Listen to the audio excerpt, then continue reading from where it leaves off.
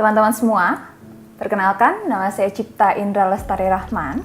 Kita bertemu di sesi pemahaman berkaitan dengan mata kuliah Pancasila. Nah, mungkin teman-teman semua tahu kenapa Pancasila itu sebagai ideologi bangsa Indonesia.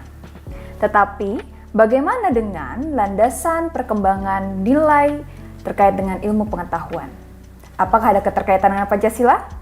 Kali ini kita akan bahas di dalam materi mengapa Pancasila sebagai dasar nilai pengembangan ilmu. Rekan-rekan semua, kalau kita memperhatikan perkembangan ilmu, sudah mulai berkembang dari adanya manusia hingga dengan masa sekarang. Zaman pra-Yunani kuno, mungkin teman-teman juga mendengar ada yang berkaitan dengan perkembangan peralatan yang menggunakan batu. Ada juga perkembangan mengenai pengalaman-pengalaman mulai dari penemuan abjad, menulis, berhitung, hingga penyusunan kalender. Nah, hal tersebut mungkin pada saat itu dikatakan sebagai mitologi-mitologi yang berkembang terhadap kepercayaan, bahkan juga terkait dengan pengembangan ilmu pengetahuan pada saat itu. Sesi selanjutnya adalah zaman Yunani kuno. Di sana berkembanglah suatu sikap yang dimana senang menyelidiki suatu hal-hal yang kritis. Mulai ditingkatkan perkembangan ilmu pengetahuan melalui penalaran-penalaran yang ditemukan oleh manusia. Selanjutnya ada abad pertengahan, yaitu mulailah berkembang dari ilmu pengetahuan yang didasarkan pada agama. Pada abad pertengahan, mulai berkembang mengenai ilmu pengetahuan yang berbasis pada keagamaan. Zaman Renase, di mana ada kemajuan hasil usaha sendiri tidak didasarkan pada campur tangan dari keagamaan atau kepercayaan terhadap Tuhan. Pada saat itu, mulailah berkembang ilmu pengetahuan modern, bahkan berkembangnya nilai astronomi. Ilmu astronomi yang pada saat itu berkembang menimbulkan pula menjadi awal mula berkaitan dengan munculnya teori-teori terhadap ilmu pengetahuan alamiah. Salah satunya adalah teori gravitasi. Pada saat sekarang, berkembang berbagai macam penemuan teknologi yang canggih. Dimulai dari abad 20 hingga masa sekarang. Nah, bagaimana dengan pengertian berkaitan dengan ilmu itu sendiri? Menurut Lianggi, ilmu merupakan rangkaian aktivitas penelaahan yang mencari penjelasan suatu metode untuk memperoleh pemahaman secara rasional, empiris, dan juga mengenai bagaimana suatu dunia ini dan berbagai segi macam di dalamnya. Dan keseluruhan pengetahuan sistematis yang menjelaskan berbagai gejala yang ingin dimengerti manusia. Setidaknya, dari pengertian ini kita bisa identifikasi bahwa suatu ilmu terdapat ada 3 unsur. Pertama yaitu aktivitas, yang kedua adalah metode, dan yang ketiga adalah pengetahuan. Tentu ilmu harus diusahakan dengan aktivitas manusia.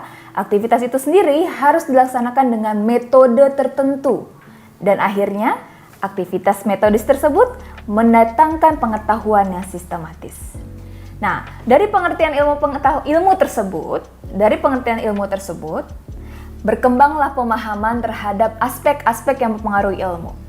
Sebelum kita merujuk atau sebelum kita capai mengenai apa keterkaitan dengan Pancasila dalam pengembangan ilmu, tentu kita harus pahami bahwa di mana hubungan antara ilmu pengetahuan dengan agama dan budaya.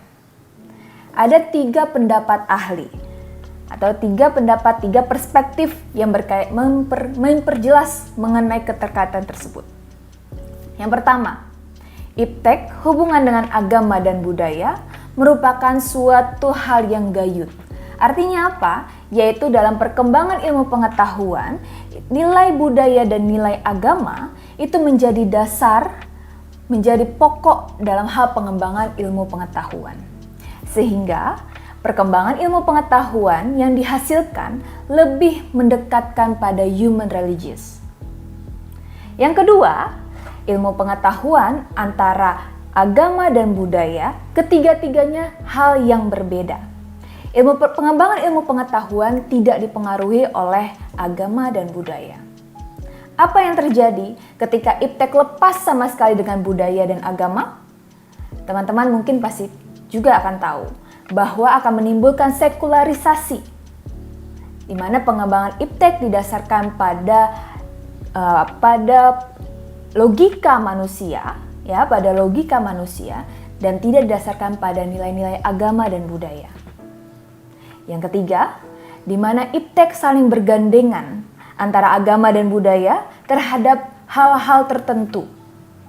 Nah, hal-hal tertentu itu menjadi mitra, atau hal tertentu itu didasari atau dipengaruhi oleh agama dan budaya, tidak seluruh terkait dengan perkembangan ilmu pengetahuan. Mungkin contohnya adalah beberapa ilmu pengetahuan yang didasari dengan konsep agama atau budaya tertentu. Bisnis misalnya, ekonomi Islam. Nah, namun di dalam perkembangan ilmu pengetahuan tersebut ada nilai-nilai yang mendasari betulnya. Sehingga dari ketiga konsep hubungan antara ilmu pengetahuan, agama dan budaya akan lebih tepat, akan lebih sempurna ketika perkembangan ilmu pengetahuan tersebut itu berdasarkan pada nilai-nilai agama dan nilai-nilai budaya. Sehingga iptek tersebut menjadi dekat pada manusia itu sendiri. Nah, lalu kalau misalnya ketiga konsep itu berjalan dengan tepat, berjalan dengan baik, ataupun salah satunya, pasti ada pengaruhnya terhadap ilmu itu sendiri. Apakah ilmu itu sendiri bebas nilai? Ataukah ilmu itu tidak bebas nilai? Apa artinya? Kalau ilmu bebas nilai, yaitu adalah ilmu yang dimana tuntutan nilai kajian ilmiahnya itu didasarkan pada hakikat ilmu pengetahuan itu sendiri. Indikatornya apa?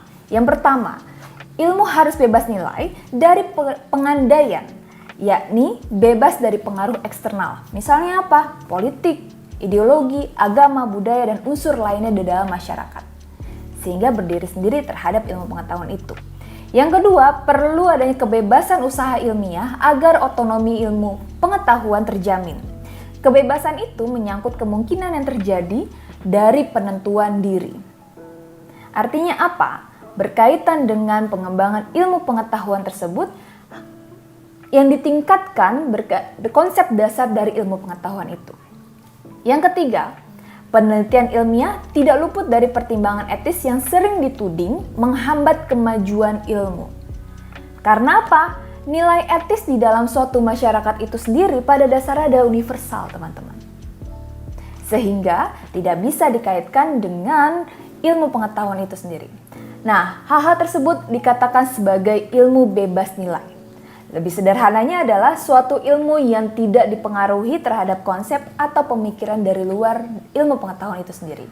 Bagaimana dengan ilmu tidak bebas nilai? Habermas mengatakan bahwa di mana ilmu pengetahuan yang tidak bebas nilai berpendirian pada teori sebagai produk ilmiah tidak pernah lepas dari nilai-nilai yang ada di masyarakat.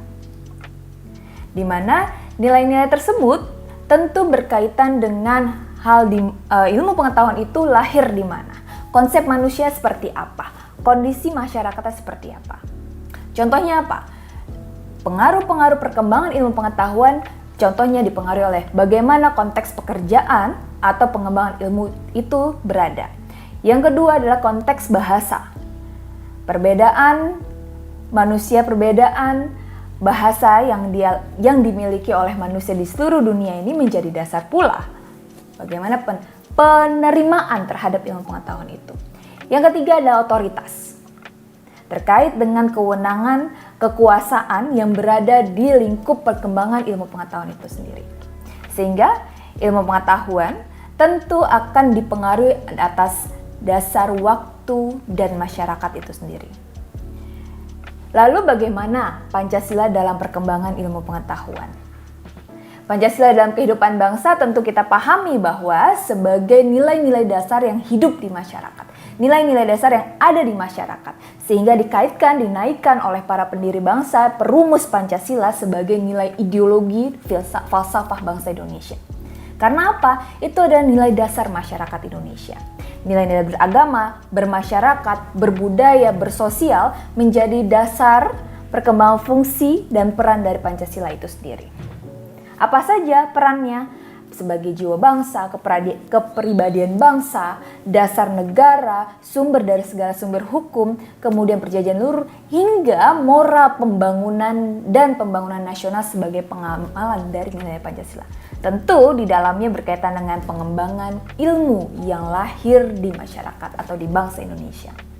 Sehingga Pancasila berperan sebagai leading principle dalam kehidupan ilmiah bangsa Indonesia. Nah, itu dia sekilas terkait dengan mengapa Pancasila sebagai dasar nilai pengembangan ilmu, khususnya di bangsa Indonesia. Di mana dalam perkembangan ilmu pengetahuan tidak bisa lepas dari unsur-unsur yang ada di masyarakat. Demikian, sampai jumpa pada pertemuan selanjutnya.